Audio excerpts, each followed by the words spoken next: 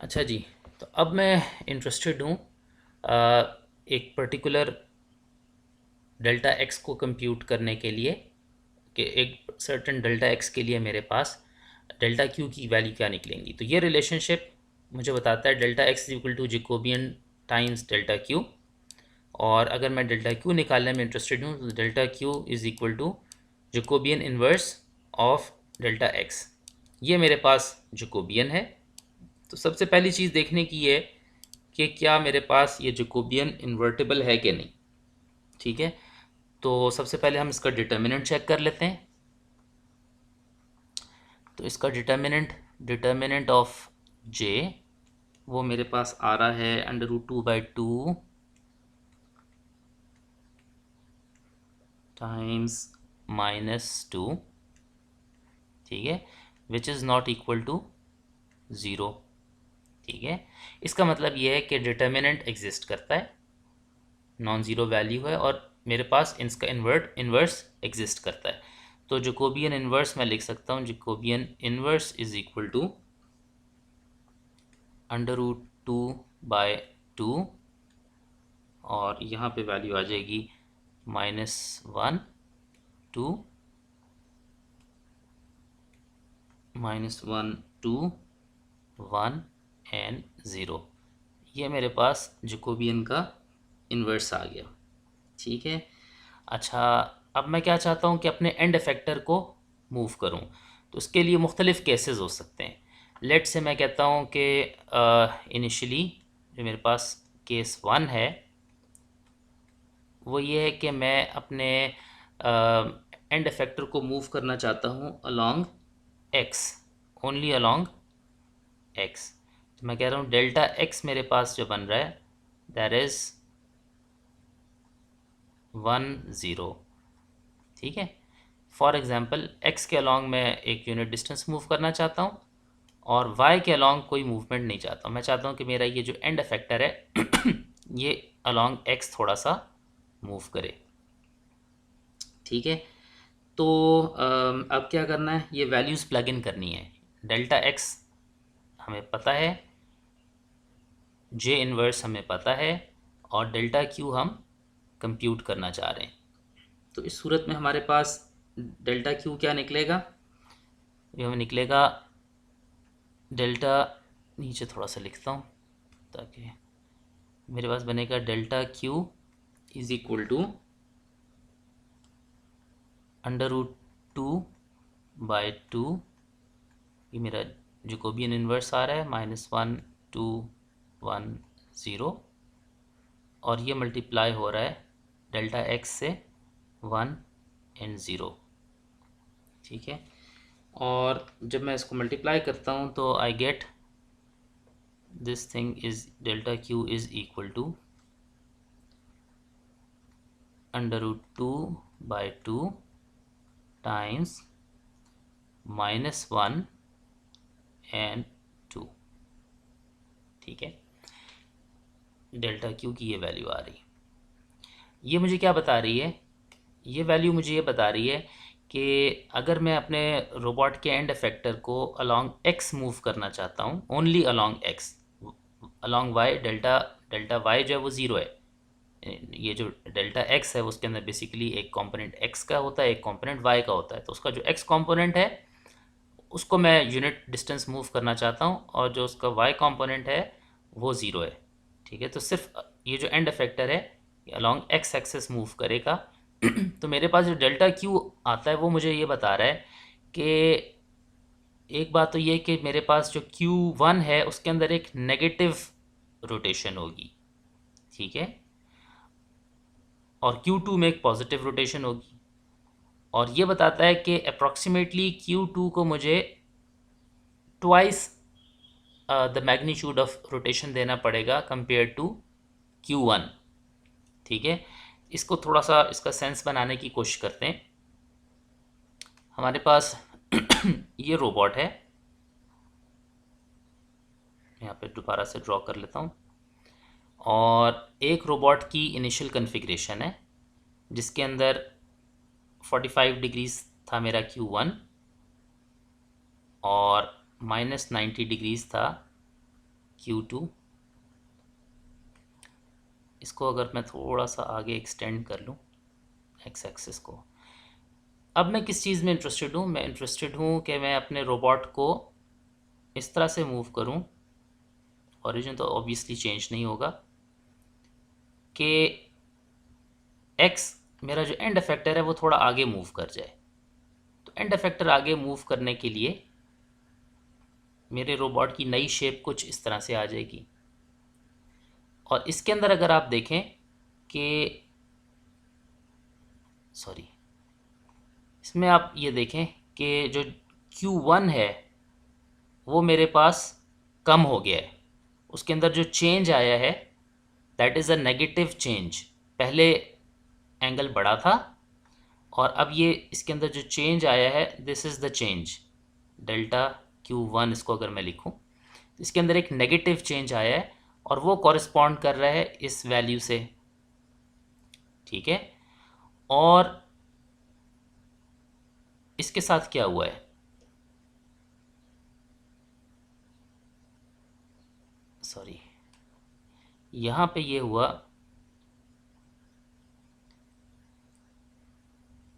पहले जो एंगल था दैट वाज 90 डिग्रीज और अब ये एंगल सॉरी -90 डिग्रीज था। पहले ये एंगल था -90 डिग्रीज, जैसा ऊपर यहाँ पर है, और यहाँ पे ये एंगल कम हो गया है। अब ये जो एंगल है अभी भी नेगेटिव है लेकिन ये कम है। इसके अंदर जो चेंज आया है डेल्टा Q2, जिसको मैं लिख सकता हूँ द चेंज इज पॉजिटिव। ठीक है, पहले -90 था, अब -90 से कम होके कोई और वैल्यू आ गई है। -90 से कम हो गई है, -70, -60, -50, कोई वैल्यू और आ गई है। तो ये जो नेट चेंज है डेल्टा Q2 सॉरी, ये जो चेंज आया that change is a positive change. ठीक है, और in addition to this the change is approximately twice the change in Q1. The change in Q2 is approximately twice that of change in Q1. तो अगर मैं इस given pose के लिए अपने एंड इफेक्टर को अलोंग एक्स मूव करना चाहता हूँ तो मुझे दोनों जॉइंट्स चेंज करने पड़ेंगे। दोनों जॉइंट्स के अंदर थोड़ा थोड़ा चेंज आएगा। जॉइंट 1 के अंदर जो चेंज आएगा that would be a negative change. ठीक है, नेगेटिव चेंज की वजह से जो उसकी पहले वैल्यू थी 45 उससे कम हो जाएगी, और Q2 के अंदर एक पॉजिटिव चेंज आएगा। पहले -90 थी, पॉजिटिव चेंज की वजह से अब -90 से कम हो जाएगी। इफेक्ट ये होगा कि ये मेरा रोबोट इस कन्फिग्रेशन में आ जाएगा जो रेड लाइन से मैंने ड्रॉ की है, यानी एंड इफेक्टर इस पोजीशन से मूव करके ओनली अलोंग एक्स मूव करके आगे आ गया। तो ये जो डेल्टा एक्स है ये ओनली अलोंग एक्स एक्सेस है। अच्छा, इसी तरह का केस हम देख सकते हैं कि अगर हम लोग only along y axis move करना चाहें, उसको नेक्स्ट कंसिडर कर लेते हैं।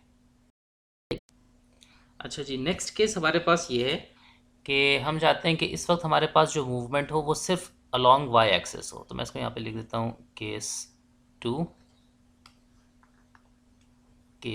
टू, थोड़ा सा लाइन को छोटा कर लेता हूँ। केस 2 ये है कि मैं कहता हूँ delta x is equal to सिर्फ y के अलोंग मूवमेंट है, तो इसको मैं कह देता हूँ 0, 1। अच्छा, रोबोट को ड्रॉ भी कर लेते हैं यहाँ पर।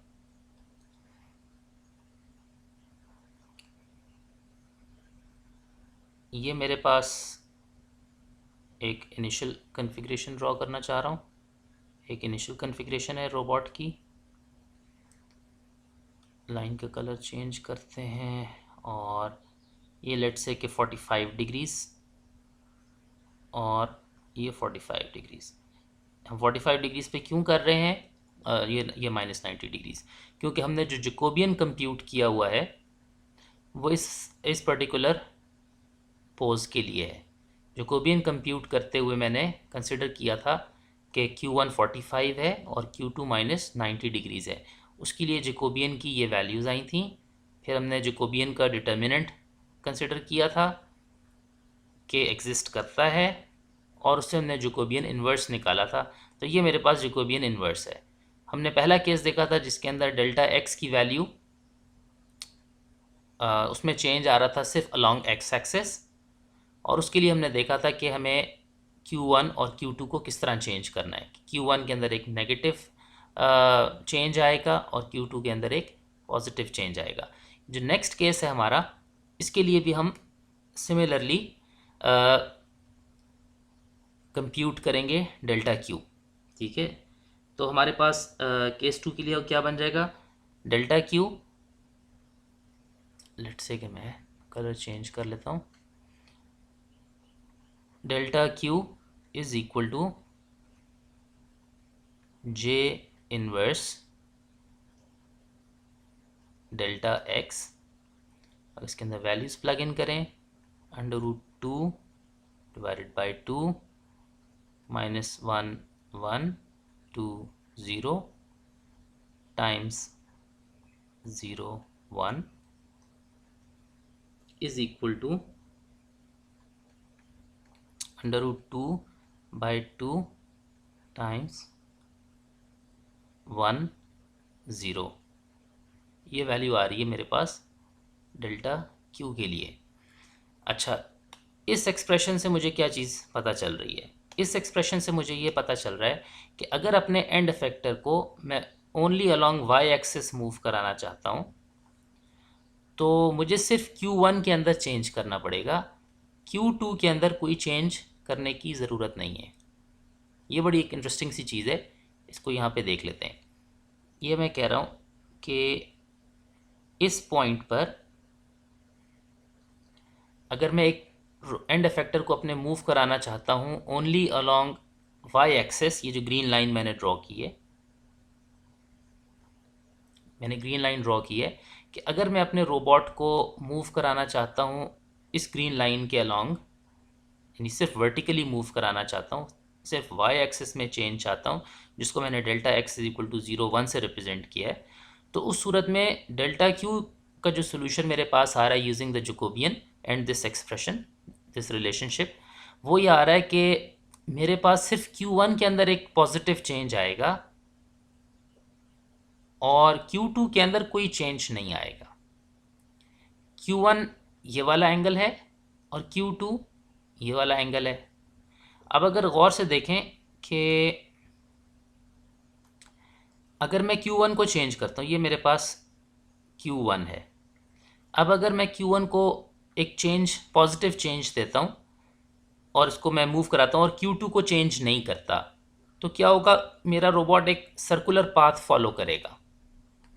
ठीक है, मेरा ये जो एंड इफेक्टर है ये एक सर्कुलर पाथ फॉलो करेगा, लेकिन for very very small displacements मैं इसको अप्रॉक्सीमेट कर सकता हूँ विद अ स्ट्रेट लाइन। मैं कह रहा हूँ कि ये जो एंड इफेक्टर की पोजीशन है, अगर मैं इसके अंदर थोड़ा सा चेंज चाहता हूँ तो उसके लिए मुझे सिर्फ Q1 को चेंज करना है। Q1 को मैं अगर थोड़ा सा चेंज करूँगा तो ये एंड इफेक्टर अपनी जगह से थोड़ा सा ऊपर चला जाएगा, यानी अलोंग y डायरेक्शन थोड़ा सा मूव करेगा। ठीक है, तो यहाँ पर ये बात ज़्यादा बेहतर समझ में आ रही है कि ये जो जैकोबियन होता है ये हमारे पास फंक्शन होता है जॉइंट एंगल्स का। ये हमने कंप्यूट किया था for this particular joint angles, 45 degrees Q1 था और Q2 -90 डिग्रीज था, तो हमारे पास ये जैकोबियन आया था। और ये मुझे बता रहा है कि इस कन्फिग्रेशन में अगर मैं अपने एंड इफेक्टर को मूव कराना चाहूँ वर्टिकली अप, तो मुझे थोड़ा सा चेंज करना पड़ेगा Q1 को, और Q2 को चेंज करने की मुझे ज़रूरत नहीं है। ठीक है, लेकिन अगर मैं ये ज़्यादा मूवमेंट कर लूँ, Q1 की मूवमेंट मैं ज़्यादा कर लूँ, तो बजाय स्ट्रेट लाइन में मूव करने के मेरा एंड इफेक्टर वो एक सर्कुलर पाथ ट्रेवर्स करेगा। ठीक है, तो जो छोटी सी मूवमेंट है वो तो टेंजेंशियल है इस सर्कुलर पाथ के, ठीक है, और वर्टिकल है, लेकिन अगर ज़्यादा मूवमेंट हो जाएगी तो फिर वो वैलिड नहीं रहेगा, फिर यानी वर्टिकल नहीं रहेगी, फिर वो इस सर्कुलर पाथ के अलोंग मूव करेगी। इसका मतलब ये है कि for very small values of delta x ये रिलेशनशिप होल्ड करता है।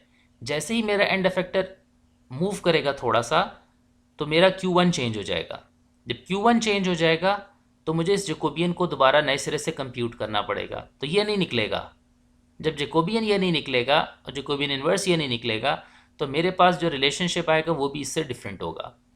तो ये जो रिलेशनशिप मुझे for desired delta x delta q का एक रिलेशनशिप दे रहा है, वो वैलिड है for only this particular initial pose और and for very small displacements in delta x. ठीक है, तो ये चीज़ बड़ी इंपॉर्टेंट है समझने की और याद रखने की कि Jacobian is a function of joint angles. जैसे ही जॉइंट एंगल्स चेंज होंगे जैकोबियन मैट्रिक्स की वैल्यू चेंज हो जाएगी और नए सिरे से कंप्यूट करना पड़ेगा। तो प्रैक्टिकली हम लोग क्या करते हैं, जब हम रोबोट्स को मूव करना चाहते हैं, उनके एंड इफेक्टर को डिज़ायर्ड पाथ फॉलो कराना चाहते हैं, तो लेट से मैं कहता हूँ पोज ए से पोज बी तक जाना है मुझे। ठीक है, पोज ए से कहीं पोज बी तक जाना है, तो इस सारे पाथ को जो मैं फॉलो करवाना चाहता हूँ उसको हम ब्रेक कर लेते हैं मल्टीपल सेगमेंट्स में, वेरी स्मॉल सेगमेंट्स। हर सेगमेंट एक डेल्टा एक्स बन जाता है। ठीक है, तो हम इनिशियल पोज के लिए जैकोबियन निकालते हैं, जैकोबियन का इन्वर्स निकालते हैं, उसके बाद हम लोग वो जो स्मॉल चेंज है वो हासिल करने के लिए डेल्टा क्यू निकालते हैं और रोबोट को मूव करते हैं। जब हम रोबोट को मूव कर लेते हैं तो हमारे पास जॉइंट एंगल्स चेंज हो जाते हैं। ठीक है, तो अगले सेगमेंट के लिए फिर हमें दोबारा से जैकोबियन कंप्यूट करना पड़ता है क्योंकि मेरे पास जॉइंट एंगल्स चेंज हो चुके होते हैं। फिर नया जैकोबियन आता है, फिर उसको इन्वर्ट करते हैं, उसके बाद फिर हम डेल्टा क्यू की वैल्यूज़ निकालते हैं और रोबोट को कहते हैं अच्छा ठीक है अपने Q1 को इस तरह चेंज करो और Q2 को इस तरह चेंज करो। तो सेगमेंट्स में करके मूव करता है। अगर मैं कहूँ कि ये मेरे पास एक इनिशियल पोज है और ये मेरे पास एक एंड पोज है, तो इस सारे पाथ को जो भी पाथ ट्रेवर्स कराना चाहूँ, हो सकता है स्ट्रेट लाइन में हो सकता है स्ट्रेट लाइन ना हो। यहाँ पे मैं फॉर सिंप्लिसिटी एक स्ट्रेट लाइन में दिखा रहा हूँ। तो जो भी पाथ होगा उसको हम ब्रेक करेंगे इन मल्टीपल सेगमेंट्स, बहुत सारे सेगमेंट्स में, छोटे छोटे सेगमेंट्स में ब्रेक कर देंगे। ठीक है, और हर सेगमेंट क्या है, एक डेल्टा एक्स मुझे बता रहा है। ठीक है, हर सेगमेंट एक डेल्टा एक्स है। तो मेरे पास इनिशियली जॉइंट एंगल्स वो क्यू ये तौर पे गिवन है, उनको यूज़ करके मैं जैकोबियन कंप्यूट करूँगा। जैकोबियन कंप्यूट करूँगा तो मेरे पास एंड इफेक्टर मूव करके इस पोजीशन पर आ जाएगा। ठीक है, इस पोजीशन पर आ जाएगा। उसके लिए मेरे रोबोट की हो सकता है कन्फिग्रेशन थोड़ी सी चेंज हो जाए। कन्फिग्रेशन चेंज होने का मतलब ये कि मेरे पास जॉइंट एंगल्स थोड़े थोड़े चेंज हो गए, Q1 भी चेंज हो गया और Q2 भी चेंज हो गया। तो इन नए जॉइंट एंगल्स के लिए मैं इस जैकोबियन को दोबारा से कंप्यूट करूँगा, तो ये वैल्यूज़ नहीं आएंगी, कोई डिफरेंट वैल्यूज़ आ जाएंगी। ठीक है, जैकोबियन इन्वर्स भी डिफरेंट आ जाएगा और उसके बाद मैं डेल्टा क्यू कंप्यूट करूँगा। ठीक है, तो वो मुझे बता देगा कि अच्छा इस पॉइंट से अगले पॉइंट तक जाने के लिए जॉइंट एंगल्स को इस तरह से चेंज करना है। तो इस तरह मैं छोटे छोटे सेगमेंट्स में अपने एंड इफेक्टर को मूव कराऊंगा हत्ता कि वो मेरे पास डिज़ायर्ड पोज पे पहुंच जाए। ठीक है, और इस मोशन को स्मूथ बनाने के लिए मैं जितना इन सेगमेंट्स को छोटा रखूँगा उतना मेरे रोबोट के एंड इफेक्टर का जो मूवमेंट है वो स्मूथ होगी। ठीक है, और जितना मैं इनको बड़ा रखूँगा उतनी इनएक्यूरेट और उतनी स्मूथ नहीं होगी। ठीक है, तो कितनी स्मॉल रखना है, कितना स्मॉल रखना है, इसके लिए कोई फिक्स्ड फार्मूला नहीं है। ठीक है, बल्कि केस टू केस वेरी करेगा, हर रोबोट पे डिपेंड करेगा और डेल्टा एक्स आप कितना रखना चाह रहे हैं उस पर डिपेंड करेगा। अक्सर ये होगा कि ये सारा काम सॉफ्टवेयर के अंदर हैंडल होता है। ठीक है, चाहे मैटलैब के थ्रू आप कर रहे हैं, चाहे आप इसको रॉस में इम्प्लीमेंट कर रहे हैं या और कोई सॉफ्टवेयर लाइब्रेरी यूज़ कर रहे हैं, इन सब केसेस में आप इनिशियल पोज देंगे, एंड पोज देंगे और ये सारा काम जो आइट्रेटिव है जिसके अंदर एक छोटा सा डेल्टा एक्स और उसके लिए फिर जैकोबियन और जैकोबियन के बाद फिर उसके लिए डेल्टा क्यू, और ये आइट्रेटिवली जब तक कि आपका एंड इफेक्टर इस स्टार्ट पॉइंट से एंड पॉइंट तक नहीं पहुंच जाता, तो ये जो आइट्रेटिवली काम होना है ये सब बैक एंड पर हो रहा होगा। ठीक है, अभी जो हमने इस लेक्चर में देखा वो हमने डिफरेंशियल किनेमैटिक्स को एनालिटिकली सॉल्व करना देखा है। ठीक है, हमने स्टार्ट किया था फॉरवर्ड किनेमैटिक्स की इक्वेशन से। हमने फॉरवर्ड किनेमैटिक्स की इक्वेशन से स्टार्ट किया था और फिर हमने ये जैकोबियन मैट्रिक्स जनरल फॉर्म में देखा। उसके बाद फिर हमने उसको सॉल्व किया डिफरेंशिएट करके और हमारे पास एक एनालिटिकल सॉल्यूशन आ गया, ठीक है, जैकोबियन का। फिर हमने देखा कि हम इस जैकोबियन को यूज़ करते हुए अगर गिवन डेल्टा एक्स हम डेल्टा क्यू किस तरह फाइंड कर सकते हैं। और हमने एक पर्टिकुलर एग्जांपल के लिए, एक simple two link planar robot के लिए हमने इसको देखा कि हम इसको यूज़ करते हुए अपने एंड इफेक्टर को किस तरह मूव करा सकते हैं। मल्टीपल केसेस, उनके इंट्यूटिव सेंस क्या होता है, वो चीज़ हमने कंसिडर की।